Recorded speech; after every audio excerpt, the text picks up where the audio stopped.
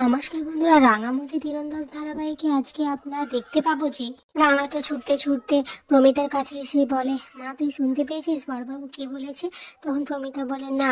তখন রাঙা বলে, সে কি তুই শুনতে পাস না? বড়বাবু তো চিৎকার করে বললো যে যে তার খবর কেউ রাখে না, কেউ খোঁজ খবর রাখে না, তাই সে খাবে না। তখন রাঙা আবার বলে যে এইসব কেন তোকে শুনিয়ে শুনিয়ে বলেছে জানিস? কারণ তোর উপর একটু অভিমান করেছে। প্রমিতা বলে নবারুণ তাই বলছিল বুঝি তোর মনে হয়? তখন রাঙা বলে তা নয় তো কি, বড়বাবু তো উপরের দিকে তাকিয়ে তোকে শুনিয়ে শুনিয়েই বলছিল কথাগুলো। বড়বাবু দিদি মেজবাবু দিদি তো কোনো রান্না বান্না তেমন পারে না, তাই তো বড়বাবুর জন্য কোনো রান্না করেনি। আর তারপর মেজদা ভাই তো না খেয়ে অফিসে চলে গেল, এরপর কখন আসবে জানা নেই। আর এদিকে রান্না করার খাবার অনলাইনে অর্ডার করা হয়েছে, সেই খাবার যতক্ষণ না আসে বড়বাবু না খেয়ে থাকবে। মানে কৃষ্ণা বলে, সে কি, দাদাকে তো বাইরের খাবার খেতে না বলেছে। তখন প্রমিতা বলে, তুই বলিসনি রাঙা? তখন রাঙা বলে, হ্যাঁ আমি তো বারবার বললাম কিন্তু আমার কথা শোনেনি। প্রমিতা বলে, তাহলে এখন কি করবো? তখন রাঙা বলে, কি আর করবে, তোকে রান্না করতে হবে, আমি বড়বাবুকে গিয়ে দিয়ে আসবো।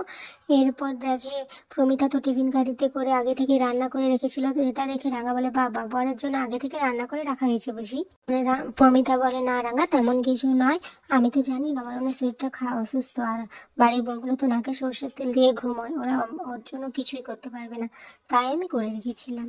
এরপর রাঙা তো খাবারটা নিয়ে নবারুণকে দিতে চলে যায়, আর প্রমিতা পাঞ্চালীকে বলে, কি হবে বলতো, তোর বাবা খাবারটা খাবে তো? রাঙা নিয়ে গেছে, এমন তো কখনো হয়নি না, কিন্তু পরিস্থিতি এখন আমাদের এই পর্যায়ে এনেছে। অন্যদিকে দেখা যায় সুব্রত বৃন্দাকে ফোন করে বলে যে তার আংটিটা ওদের বাড়িতেই পড়ে রয়েছে। বৃন্দা তো শুনেই হাঁ হয়ে যায়। তখন সুব্রত বলে, হ্যাঁ একবার যদি, বৃন্দা তো কি করবে বুঝতে পারি না। তখন সুব্রতদা বলে, হ্যাঁ যদি রাঙা একবার ওই আংটি পেয়ে যায় তাহলে ভাবতে পারছো কি হবে? বৃন্দা তো ভয় পেতে থাকে, বলে রাঙার সাথে পুলিশের যোগ আছে, তোমাকে আমি কতবার বলবো বলো তো? হ্যাঁ এখন যদি রাঙা ওইটা পেয়ে যায় তাহলে কি হবে একবারও ভাবতে পেরেছো? তোমরা একটা কাজও ঠিক মতো করতে পারছো না। গিয়ে বৃন্দা তো সুব্রত দার সাথে কথা বলছে, এটা রাঙা দেখতে পেয়ে যায় আর বলে, হ্যাঁ আমি একদম ঠিকই ধরেছিলাম যে তুই ওই সুব্রত দার সাথেই প্ল্যানটা করেছিস। অন্যদিকে রাঙা তো নবারুণের ঘরে চলে আসে, নবারুণ সেই সময় স্নান করতে যায়, আর রাঙা তো তাড়াতাড়ি টেবিলটা গুছিয়ে খাবারটা রেখে দেয়। রাঙা তো ওখান থেকে চলে যায়। এরপর নবারুণ এসে দেখে খাবার, এবং সে ওটা গন্ধ শুকে বুঝতে পেরে যায় যে প্রমিতা পাঠিয়েছে। অপরদিকে দেখা যায় বৃন্দা তো রাঙাকে দেখতে পেয়ে যায়, বলে তুই এখানে কি করছিস, তুই কি বাবার ঘরে গিয়েছিলিস? রাঙা বলে যে আমি একটা অন্য জিনিস দেখেছি, তুই বাইরে কি একটা যেন খুঁজছিস। রাঙা বলে, কি খুঁজছিলিস? নীল পাথর আংটিটা? বৃন্দা তো শুনেই হাঁ হয়ে যায়। এরপর রাঙা বৃন্দাকে বলে, হ্যাঁ এইভাবেই আতঙ্কেই থাকতো, ঠিক আছে এই বাড়ির মায়া তুই ত্যাগ কর, কারণ কিছুদিন পরে তোকে এই বাড়ি থেকে বেরিয়ে তো যেতেই হবে, তাই না? না মনে মনে ভাবতে থাকে, ও যাই কিছু বলুক না কেন আমি কোনো কিছু বলবো না ওকে।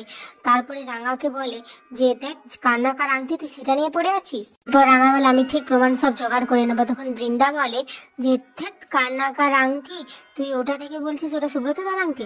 ব্যাস, বৃন্দা তো নিজের মুখেই ফাঁস করে দেয় আসল কথাটা। এটা শুনে রাঙা তো হাসতে থাকে আর বলে, আমি তো একবারও বলিনি যে এটা সুব্রত দার আংটি। আর বৃন্দা তো কোনো রকমে ওখান থেকে চলে আসে, এসে ড্রয়িং রুমে এসে চিৎকার করতে থাকে, সবাইকে ডাকতে থাকে। তখন তো সবাই বাড়ির সবাই এসে হাজির হয়। তারপর সবাইকে বলে যে জানো রাঙা বাবার ঘরে গিয়েছিল, নিশ্চয়ই কোনো কিছু চুরি করতে। এরপর নবারুণ বলে, না ও কোনো কিছু চুরি করতে যায়নি, ও খাওয়া দিতে গেছিল। নবারুণ বলে, কালকে তো অনেক বড় বড় কথা বলেছিল, তাহলে এখন খাবার বানাচ্ছে কেন? এটা শুনে প্রমিতা রাঙাকে বলে, দেখ রাঙা যার খাওয়ার ইচ্ছে হবে সে খাবে, নাহলে খাবে না, ব্যাস। যেই চলে যেতে লাগলো প্রমিতা, তখনই নবারুণ প্রমিতাকে বলে, তাতে বলে নিজের রুমে চলে যায়। এদিকে বৃন্দা তো খুব খুশি হয়ে যায়, ভাবে হয়তো রাঙাকে খুব অপমান করবে সবাই। তারপর প্রমিতাকে উদ্দেশ্য করে বলতে থাকে, জানেন মা আপনি এই রাঙার মাধ্যমে না কিছুই করবেন না, কারণ ও নিজের মতো করে গল্প বানাতে চাইছে এখন। তো দেখা যায় নবারুণ ঘর থেকে বেরিয়ে এসে টিফিন গাড়িটা প্রমিতাকে দেয়। প্রমিতা ভাবে প্রথমে যে কিছু খায়নি, তারপরে যখন টিফিন গাড়িটা হাতে নেয় বুঝতে পারে যে না সমস্ত কিছুই খেয়েছে।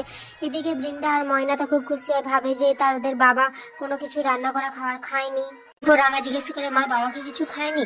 তখন প্রমিতা বলে, খাবে না কেন, যে মানুষটা 2 ঘন্টা ধরে কিছু খেতে পারে না, সে 2 ঘন্টা ছাড়া কিছু খেতে পারে না, সে আবার খাওয়ার গোছনা দেখে খাবে না?